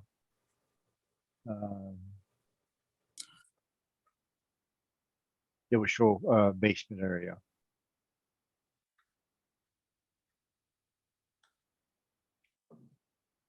Yeah, they show 2,035 square feet in basement. So that's not part of the living area. Then the aerial photo will show that there's no parking. The building takes a whole lot. That by the way, in Donald, or a second building from Donald. Then it shows the map downtown. And the cap rate will start page 13. So it says just 5.2, and we're using 6.6. We're going to high end of the range for that pre-1946. So our cap rate would indicate 6.1 to 6.6 for that age group. And the reason why we're going high end of the range is because of the following factors. Parking is inferior at 0. Suite are small. The gross floor area is 644 square feet per suite. The above grade, if you remove the small basement it has, it's only 578 square feet. That includes the corridors, so therefore, once you take off the corridors, you have really small suites. Suite mix is inferior. It's got 61% bachelors, 39% one bedroom. So due to those negative factors, we go into high end of the range. So they're not large suites, they're very small and a bunch of bachelors, no parking. And that's what gives it the cap rate. So then the page 15 is my income approach.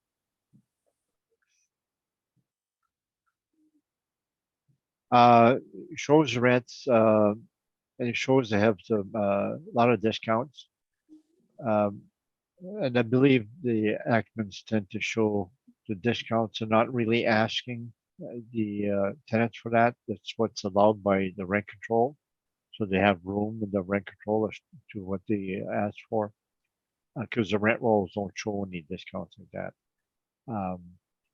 But the vacancy, line 4, is relatively high, so that they're pushing the rents to the maximum. They're really pushing hard, and the market's pushing back. So the rents went up. Line 1 went up. Well, line 3, I guess.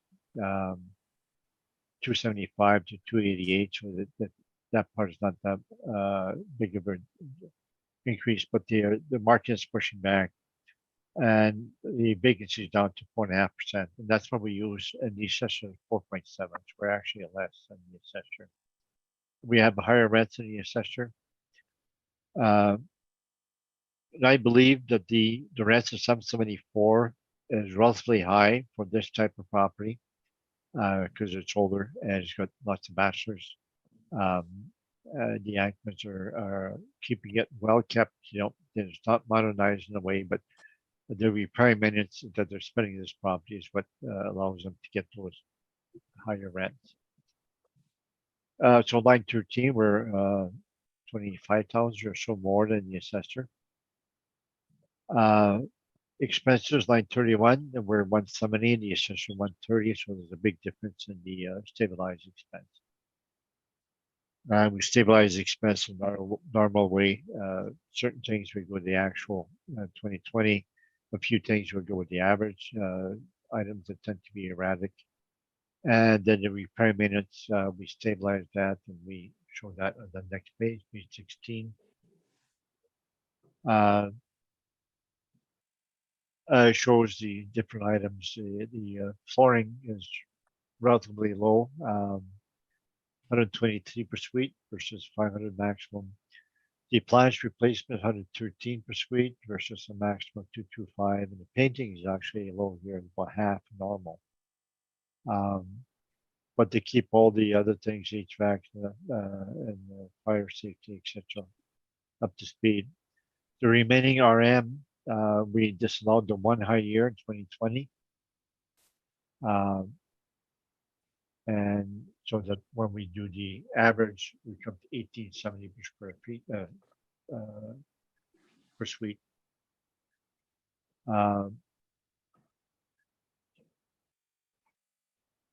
In the 2020, we had the first time we had some general ledgers for items such as flooring. And that was likely missing for previous years. So we're saying that we had 0 flooring for the other years, mainly because the client was not reporting that to the assessment department to us, and now in 2020 they are. So perhaps if we went back to them, we'd find some more expenses.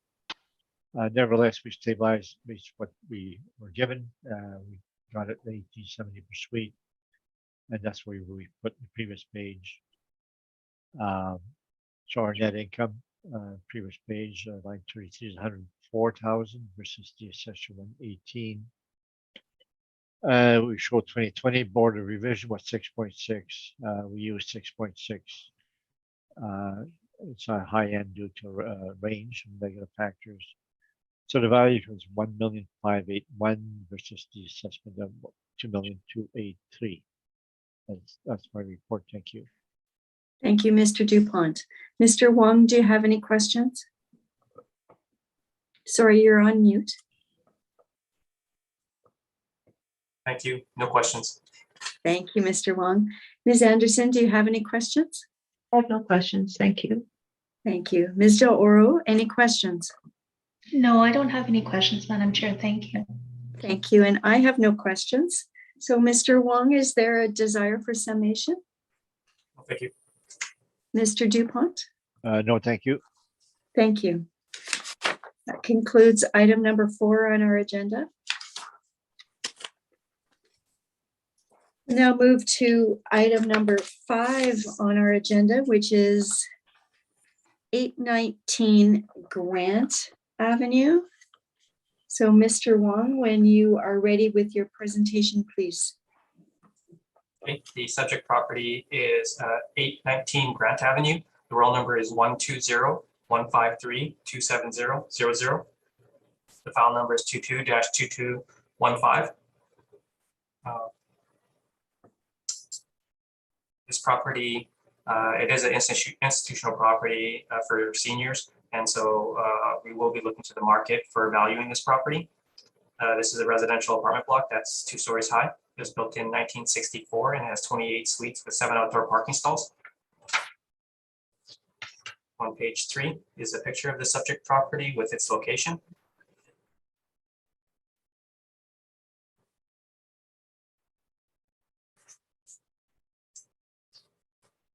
On page 4 is some information on the subject property.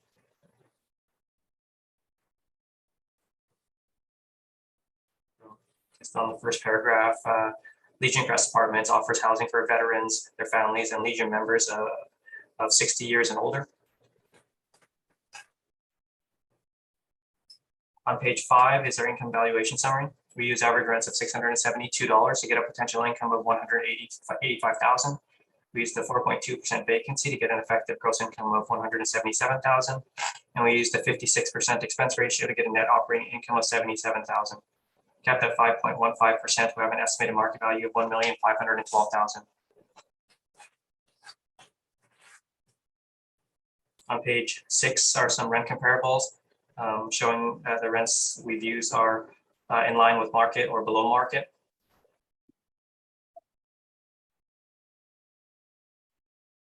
On page 7 is the rent potential using CMHC rents. The rent potential using CMHC rents is $263,000, which is much higher than what the model is utilized at $185,000. On the bottom of page 7, there are some expense comparables that range from 43 to 50%, and this supports the model's expense ratio of 56%.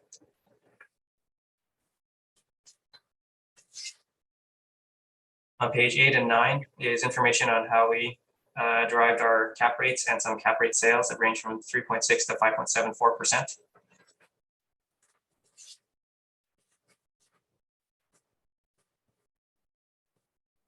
On page 11 is the income statement supplied by the owner.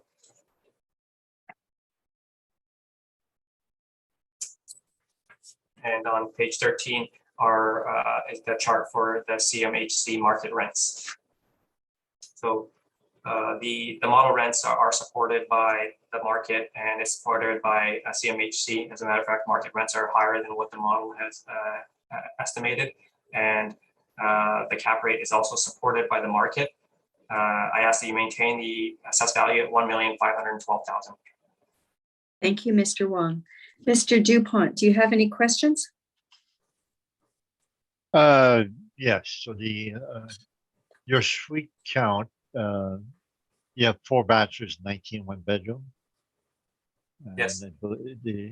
Does that agree with the questionnaires that you got from them?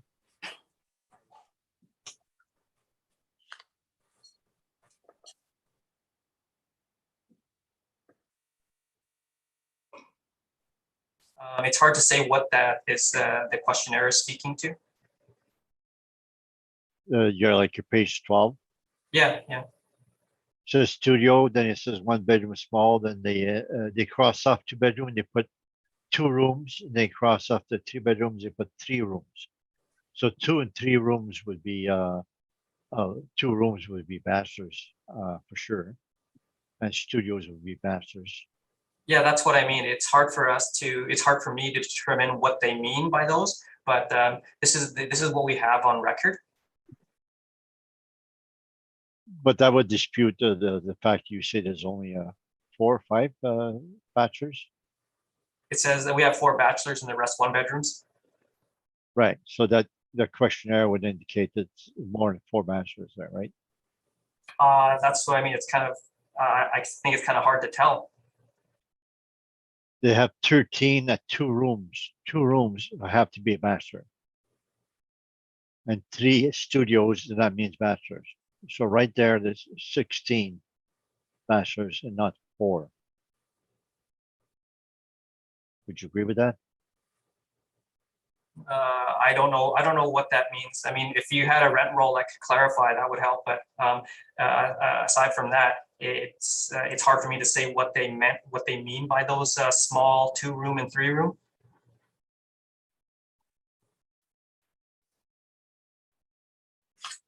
It's all questions.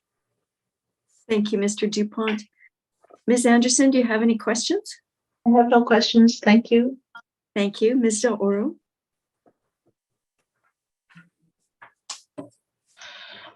The parking there, it says 7 outdoor parking. So I assume that the residents don't have their own parking. Is that visitor parking? I don't know. Okay.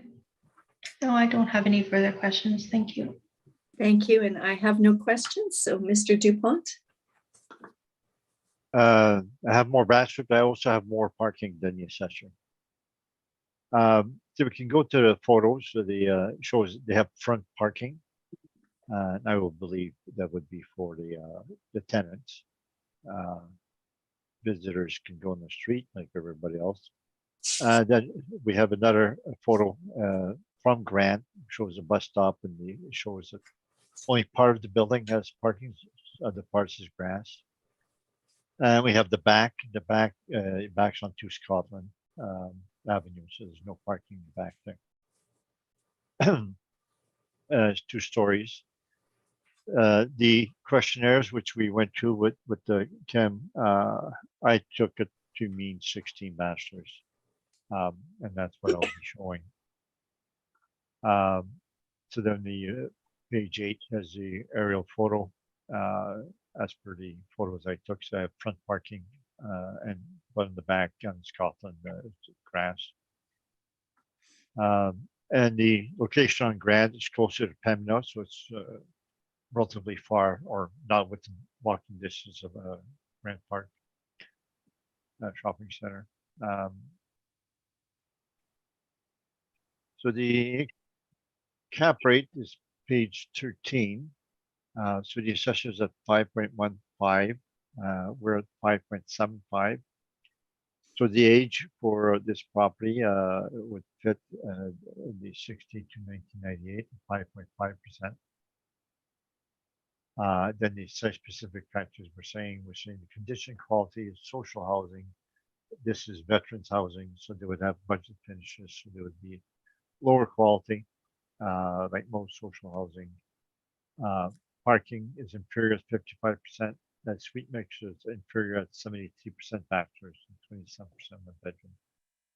So we give it a 0.25% premium over our normal cap rate, 5.5%.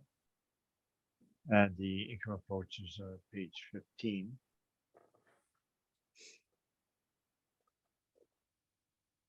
It's a short income approach because we agree with the assessor's rent and expenses, so we dispute cap rate only. And we show the factors on top, bachelors in the one bedroom, inferior suite mix. School exempt 40S, so they do have the seniors, or not seniors, I guess the development's housing nonprofit. So they pay less tax due to that. So when we apply our cap rate 5.75 instead of 5.15, we would get the value of 1,254,000 versus the assessor 1,512. And that's my report. Thank you. Thank you, Mr. Dupont. Mr. Wong, do you have any questions? No questions. Thank you. Ms. Anderson? Also, no questions. Thank you. Thank you. Ms. Del Oro? I have no questions, Madam Chair. Thank you. Thank you. And I have no questions. Mr. Wong, is there a desire for summation? Oh, thank you. Mr. Dupont? No, thank you. Thank you very much. All right. We are now on our last item on our agenda, which is 115 Mayfair Avenue. Mr. Wong, when you're ready, please.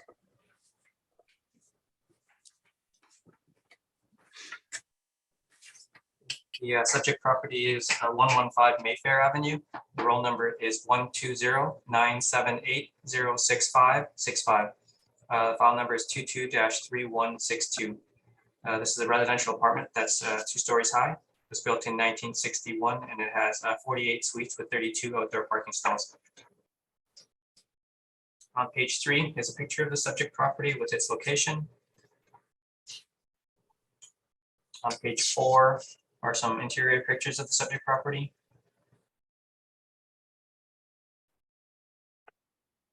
On page 5 is our income valuation summary.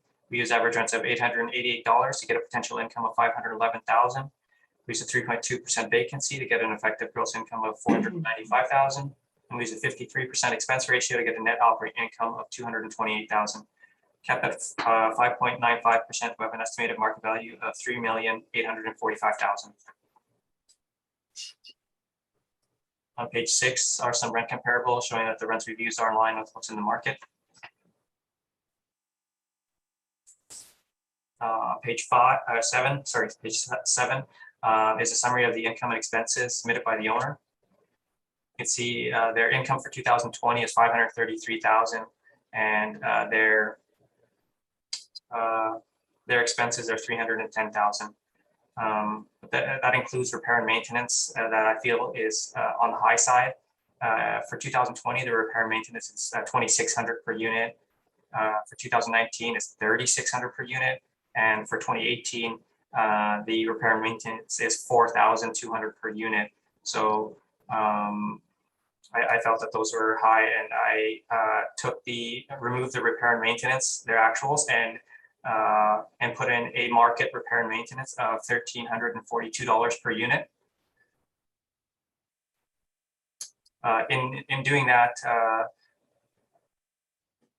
the resulting net operating income is $289,000, which is much higher than what the model is at $228,000. So the model net operating income is well supported in this case.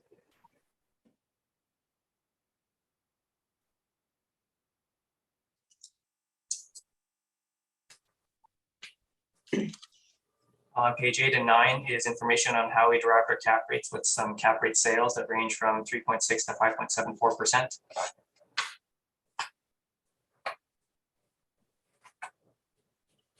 The remainder of my brief are the income statements supplied by the owner.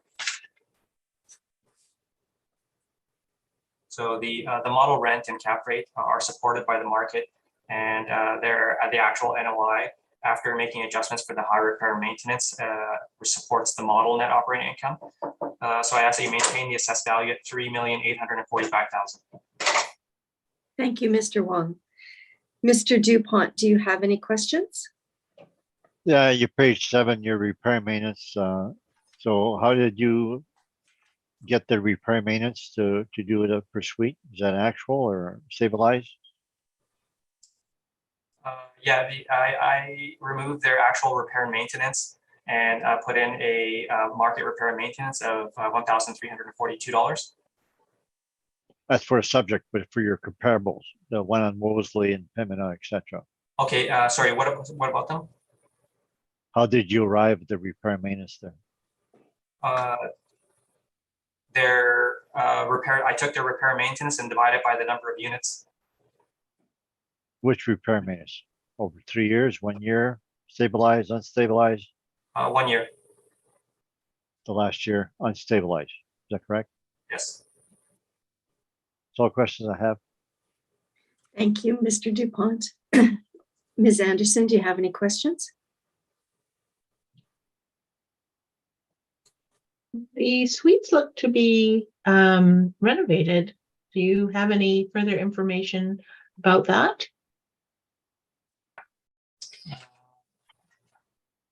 No. Sorry. Okay, that's it. Thank you very much, Madam Chair. Thank you, Ms. Anderson. Ms. Del Oro, do you have any questions?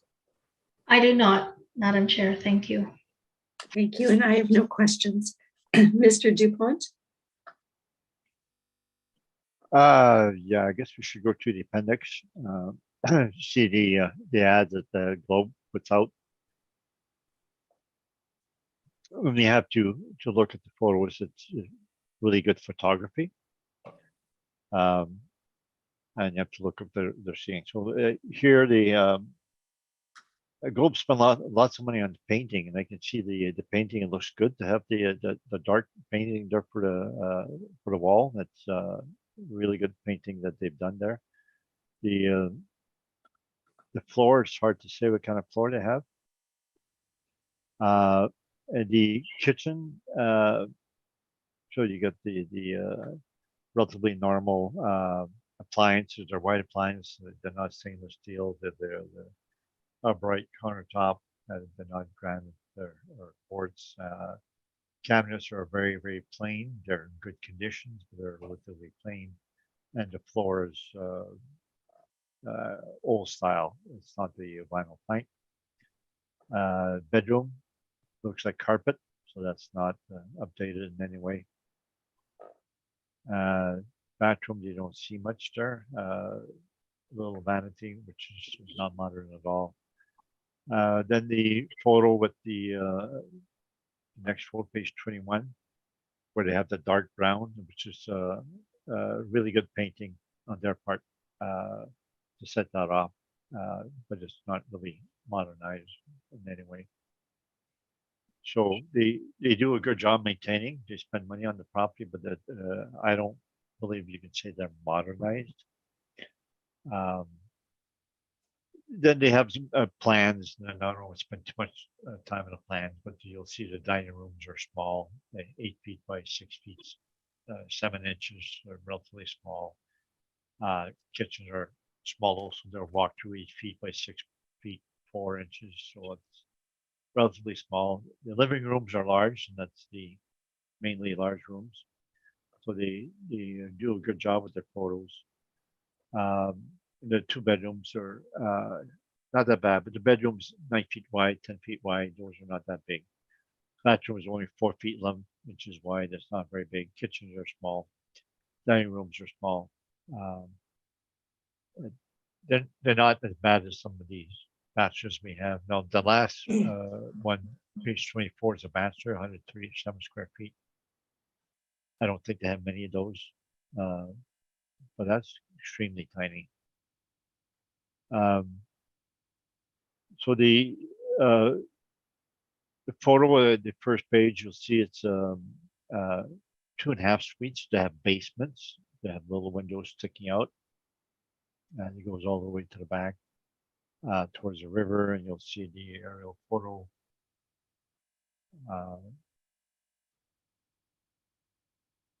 Page 7. So they have that lane in between the 2 buildings and goes to the parking in the back, and then that slopes down to the river.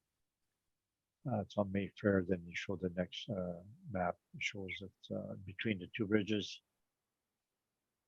Donald and Main. It's on Mayfair there.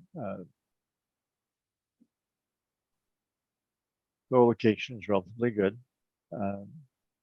Then the cap rate page starts at page 13. The assessor is given 5.95. Actually, that's their model. So the model is giving us a relatively good cap rate compared to other properties here today. So we accept that. And the next page, 14, is the income approach.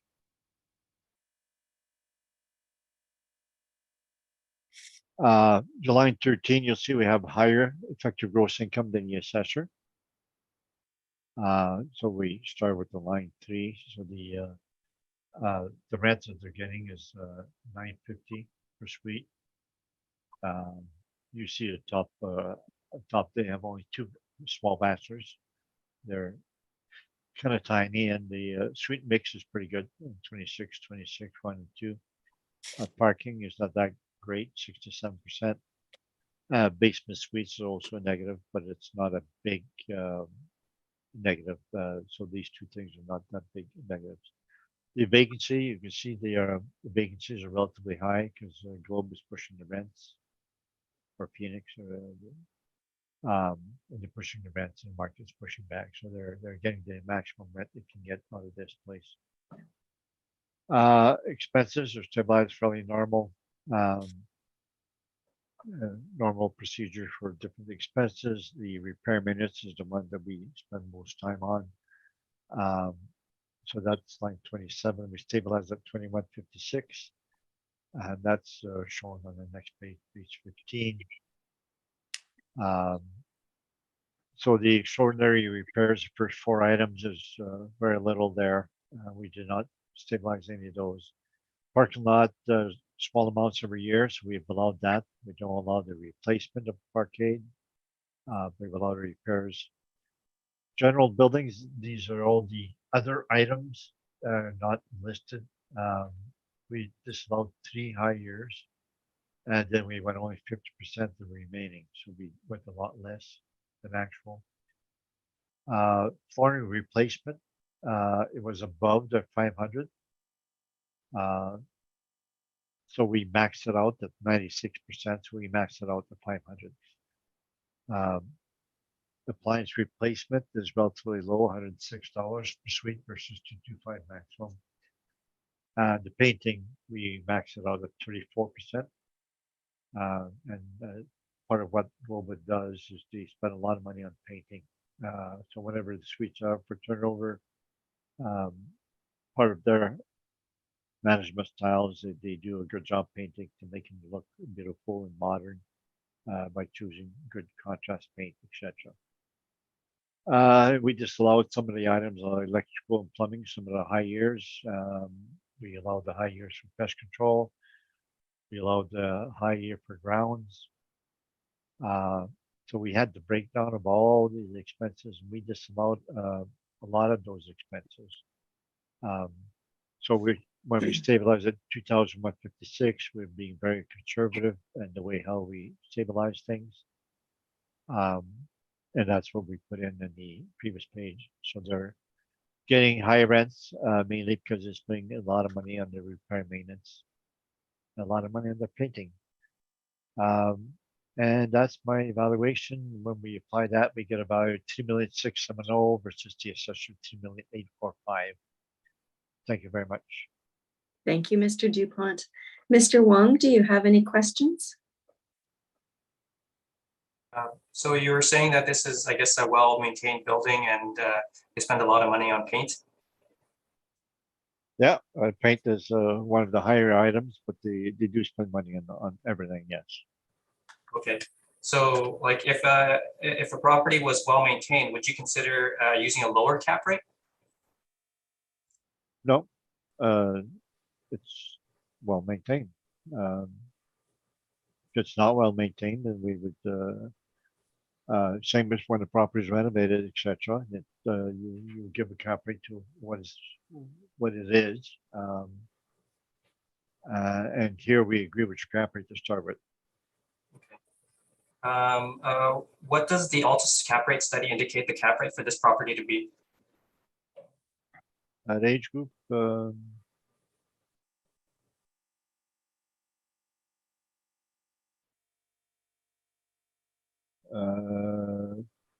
5.5. But you're choosing to use 5.95 in this case. Yeah, we don't dispute the cap rate. Yeah, so you're going against what your cap rate study indicates. I'm not disputing a cap rate. That would be all my questions. Thank you, Mr. Wong. Ms. Anderson, do you have any questions for Mr. Dupont? I do not, thank you. Thank you. Ms. Del Oro? No, I don't. Thank you. Thank you. And I have no questions either, Mr. Dupont. Mr. Wong, is there a desire for summation? Thank you. Mr. Dupont? No, thank you. Thank you. We've heard all the items scheduled, and this hearing is now adjourned. Thank you very much, Mr. Wong and Mr. Dupont. Good night, everyone. Great. Good night, Thank everyone. you. Thank you.